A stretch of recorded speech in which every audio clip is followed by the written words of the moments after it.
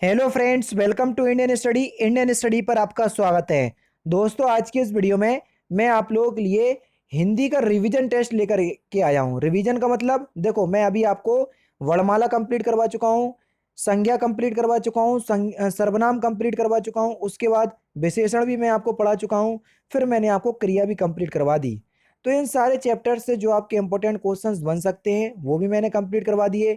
लेकिन आप भूल ना जाओ, उस बात को मैं ध्यान में रखते हुए आप लोगों के लिए रिवीजन टेस्ट बीच बीच में लाता रहूंगा, ताकि आपका जो टॉपिक है वो बिल्कुल कंठस्थ, बिल्कुल अच्छा बना रहे, आपके एग्जाम में वो चीज़ काम आए जो आपने पढ़ी है।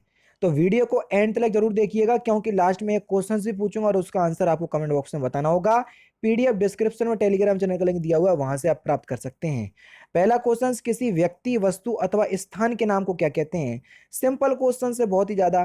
किसी व्यक्ति, वस्तु या स्थान के नाम को हम संज्ञा कहते हैं, जैसे राम संज्ञा है, नदी संज्ञा है, गंगा वो भी संज्ञा है। नेक्स्ट क्वेश्चन, रंग शब्द से क्रिया बनती है कौन सी? रंग शब्द से कौन सी क्रिया बनेगी? तो आपका जो सही आंसर हो जाएगा वह हो जाएगा रंगना। रंग शब्द से कौन सी क्रिया बनेगी सर? रंगना क्रिया बनेगी। दूसरा ऑप्शन यहाँ पर आपका बिल्कुल करेक्ट है। आलस्य शब्द का विशेषण क्या होगा? जल्दी बताइए, आलस्य शब्द का विशेषण क्या होगा? ऐसे क्वेश्चंस देखने को मिलेंगे। तो आलस्य शब्द का विशेषण हो जाएगा आलसी। राम बहुत आलसी लड़का है। राम की क्वालिटी है कि वो आलसी है, आलसी शब्द ही विशेषण हो जाएगा और गुणवाचक विशेषण में आएगा। ठीक है। नेक्स्ट क्वेश्चन, निम्नलिखित में से कौन सा शब्द सकर्मक क्रिया है? अब क्रिया जब मैंने आपको पढ़ाया तब मैंने आपको बताया, क्रिया को पहचानने के लिए रचना के आधार पर दो ही क्रिया होती हैं, सकर्मक और अकर्मक। बाकी क्रियाएं प्रयोग के आधार पर होती हैं। और मैंने आपको बताया कि हर कोई आपको दो ट्रिक ही बताएगा क्रिया को पहचानने के लिए, सकर्मक अकर्मक क्रिया। जिसमें कर्म हो तो सकर्मक क्रिया, कर्म ना हो तो अकर्मक क्रिया। दूसरी है आपकी कि क्या और किसको करके क्वेश्चंस पूछो, आंसर आ जाए तो सकर्मक, आंसर ना आए तो अकर्मक। लेकिन तीसरी चीज और बिल्कुल सटीक चीज जो मैंने आपको बताई, ऐसी क्रियाएं जिनको पूरा करने के लिए भारी साधन की आवश्यकता होती है, सकर्मक क्रिया।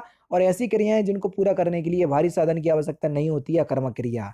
अब आप खुद बता, हंसने के लिए भारी साधन की आवश्यकता होती है? नहीं होती है सर, इसलिए तो अकर्मक है।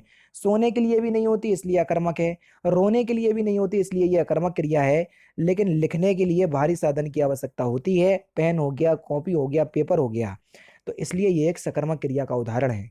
नेक्स्ट क्वेश्चन स्टार्ट करने से पहले मैं आपको बता दूं, दोस्तों कई लोगों के कमेंट्स आते हैं, सर यूपीएसआई के लिए कोई अच्छी बुक बता दीजिए, क्योंकि मैं अभी हाल ही में यूपीएसआई की तैयारी करने के लिए बिल्कुल उतरा हूँ। तो देखो मैं आपको बता दूं, अगर आपको चक्कर में नहीं पड़ना है तो देखो, चक्षु पब्लिकेशन ने एक बुक निकाली है जो यूपीएसआई का सिलेबस है, बिल्कुल हूबहू उसी को ध्यान में रखते हुए ये बुक आपके लिए तैयार की गई है। जिसमें मैथ, रीजनिंग, जीके और हिंदी सभी कुछ अच्छे से कवर किया गया है। इसमें आपको लास्ट ईयर के सॉल्व पेपर भी मिल जाएंगे और 3200 से ज़्यादा इंपॉर्टेंट क्वेश्चंस भी मिल जाएंगे इसके अतिरिक्त। ठीक है। और सबसे अच्छी बात मुझे इस बुक की क्या लगी, देखो सबसे बढ़िया बात यह है, जैसे किसी कोई भी आपने चैप्टर पढ़ा, जैसे यही चैप्टर ले लो, हिंदी व्याकरण का मौलिक ज्ञान, पूरा इसको आपने कंप्लीट कर लिया। अब थ्योरी तो आपके एग्जाम में आने नहीं है, आपके एग्जाम में आना है बहुविकल्पीय प्रश्न, जिसको हम एमसीक्यू बोलते हैं। तो इन्होंने इस बात को ध्यान में रखते हुए उस चैप्टर से संबंधित जितने भी इंपॉर्टेंट बहुविकल्पीय प्रश्न बन सकते हैं, सारे आपके लिए तैयार करवा दिए। अब आप आराम से चैप्टर पढ़ के प्रैक्टिस करो, और प्रैक्टिस ही आपको बेहतर बनाएगी, इस बात को ध्यान रखना। इसलिए बुक ये मुझे अच्छी लगी। आप लोगों के हित के लिए जो अच्छा है वही मैं आपको बता रहा हूँ। मेरा इसमें कहीं भी कोई भी ये ऐसा नहीं कि आप लिंक से खरीदोगे तो मुझे कुछ पैसा मिल जाएगा, नहीं, ऐसा बिल्कुल भी नहीं है। फ्लिपकार्ट और अमेजोन का लिंक मैं डिस्क्रिप्शन में प्रोवाइड करवा दूंगा। अच्छा लगे तो खरीद लीजिएगा बुक, वरना कोई जोर जबरदस्ती नहीं है। ठीक है, अब देख लेते हैं नेक्स्ट क्वेश्चन से आपका, कि जिस विकारी शब्द के प्रयोग से हम किसी वस्तु के विषय में कुछ विधान करते हैं तो उसको हम क्या कहते हैं?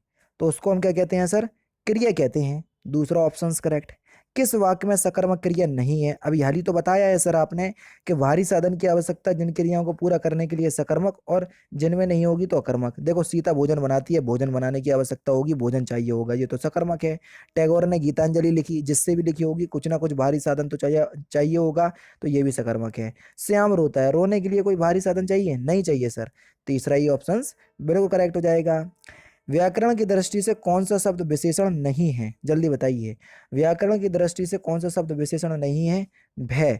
भय शब्द जो है ये एक भाववाचक संज्ञा में आएगा, ना कि विशेषण में। तीसरा ऑप्शन करेक्ट। किस वाक्य में अनिश्चित वाचक सर्वनाम है? अनिश्चित से ही आपका बिल्कुल हमको पता चल रहा है जो अनिश्चितता का बोध कराता हो। ठीक है, तो जल्दी से बताइए, वीडियो को पॉज करके देखिए। हम किसी को कुछ कह नहीं सकते, कुछ शब्द जो है यही आपका अनिश्चितता का बोध करा रहा है, इसलिए यहाँ पर अनिश्चयवाचक सर्वनाम है। नेक्स्ट क्वेश्चन से आपका कि बड़ा घर, छोटा आदमी और नीला वस्त्र में विशेष कौन है? मैंने आपको बताया था कि देखो, संज्ञा सर्वनाम की विशेषता बताने वाले शब्दों को विशेषण कहते हैं, और विशेषणों की विशेषता बताने वाले शब्दों को क्या कहते हैं? प्रविशेषण। और जिसकी विशेषता बताई जाती है उनको विशेष कहते हैं। अब जैसे बड़ा घर, घर की विशेषता बता रहा है, यही विशेष है। छोटा आदमी, आदमी की विशेषता बता रहा है, यही विशेष है। नीला वस्त्र, वस्त्र की विशेषता बता रहा है, इसलिए ये वस्त्र क्या है? विशेष है। तो इसमें घर, आदमी, वस्त्र जो है वो विशेष होगा। नाटक में कौन सा विशेषण बनेगा? नाटक से कौन सा विशेषण बनेगा? तो आपका सही आंसर हो जाएगा नाटकीय। तीसरा ऑप्शन करेक्ट। समय में कौन सा विशेषण बनेगा? जल्दी बताओ, समय से कौन सा विशेषण बनेगा? तो आपका सही आंसर हो जाएगा सामयिक। पहला ऑप्शन करेक्ट। कौन सा शब्द विशेषण शब्द है? Question number 14। कौन सा शब्द विशेषण शब्द है? काला। काला शब्द जो है ये गुणवाचक विशेषण में आएगा सर। चौथा ऑप्शन करेक्ट। कॉन्सेप्ट क्लियर है? अच्छे से सब चैप्टर पढ़ा है? कहीं भी कोई दिक्कत नहीं होगी, वरना ऊँगते रह जाओगे। व्याकरण की दृष्टि से प्रेम शब्द कैसा है? जल्दी बताओ, व्याकरण की दृष्टि से प्रेम शब्द कैसा है? सर ये एक भाववाचक संज्ञा का शब्द है। दूसरा ऑप्शन यहाँ पर आपका बिल्कुल करेक्ट। अकर्मक क्रिया पहचाननी है। जैसे ही अकर्मक आया, हमारे ध्यान में हमारे दिमाग में एक चीज आ गई कि किसी भी क्रिया को पूरा करने के लिए भारी साधन की आवश्यकता नहीं होगी। श्याम भात खाता है, भात की आवश्यकता होगी, सकर्मक है सर। मैंने उसको पुस्तक दी, देने के लिए पुस्तक चाहिए सर, सकर्मक है। ज्योति रोती है, रोने के लिए किसी चीज की आवश्यकता नहीं होगी, इसलिए ये अकर्मक है। तीसरा ऑप्शन बिल्कुल करेक्ट। मैं अपने आप वस्त्र साफ कर लेता हूं, इस वाक्य में कौन सा सर्वनाम है? जल्दी बताओ। अपने आप वस्त्र साफ कर लेता हूं, अपने शब्द, खुद शब्द, स्वयं शब्द, ये आपको निजवाचक सर्वनाम में देखने को मिलेंगे। बताया था मैंने जब सर्वनाम पढ़ाया था। तीसरा ऑप्शन करेक्ट। मीरा जोर से हंसी, इस वाक्य में क्रिया का समुचित उदाहरण बताइए। अब देखो, हंसने के लिए किसी चीज की आवश्यकता होगी मीरा को? नहीं होगी, वो तो हंस लेगी, तो इसलिए अकर्मक क्रिया होगी। बस बोल तो रहा हूँ, सब कुछ अच्छे से समझा रहा हूँ, फिर भी 500 लाइक करने में कंजूसी करते हो आप लोग। लेकिन मैं पढ़ाने में कंजूसी नहीं करूंगा, ये ध्यान रखना, क्योंकि मुझे अपनी अंतरात्मा को जवाब देना है। इसलिए अगर आपको अपनी अपने अंतरात्मा को जवाब देना है तो वीडियो अच्छी लग रही हो और कुछ सीख रहे हो, लाइक कर देना, वरना कोई बात नहीं है। वह बहुत अच्छा लड़का है, वाक्य में कौन सा सर्वनाम है? जल्दी बताओ। वह शब्द जो है वो आपका सर्वनाम होगा, और वह बहुत अच्छा लड़का है ये बात बिल्कुल निश्चित है, इसलिए ये निश्चयवाचक सर्वनाम होगा। पहला ऑप्शन करेक्ट। अनुमान का विशेषण क्या होगा? अनुमान का विशेषण क्या होगा सर? तो अनुमान का विशेषण हो जाएगा अनुमानित। पहला ऑप्शन करेक्ट। मैंने रमेश से पत्र लिखवाया, इस वाक्य में लिखवाया कौन सा प्रकार की क्रिया है? मैंने आपको बताया था, जब कर्ता खुद काम को नहीं करता, किसी दूसरे से करवाता है, तो वहां पर प्रेरणार्थक क्रिया होती है। तो यहाँ पर पत्र रमेश से लिखवाया गया, तो मैंने तो काम किया नहीं है, इसलिए प्रेरणार्थक क्रिया होगी। दूसरा ऑप्शन करेक्ट।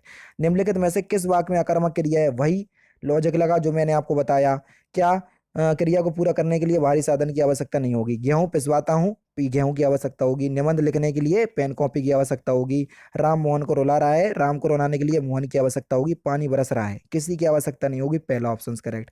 कोई आ रहा है, वाक्य में कोई किस प्रकार का सर्वनाम है? जल्दी बताइए। तो ये एक अनिश्चयवाचक सर्वनाम है, पता नहीं कौन आ रहा, तो पहला ऑप्शन करेक्ट। सर्वनाम कितने प्रकार के होते हैं? बता चुका हूं कई बार। तो कितने प्रकार के होते हैं?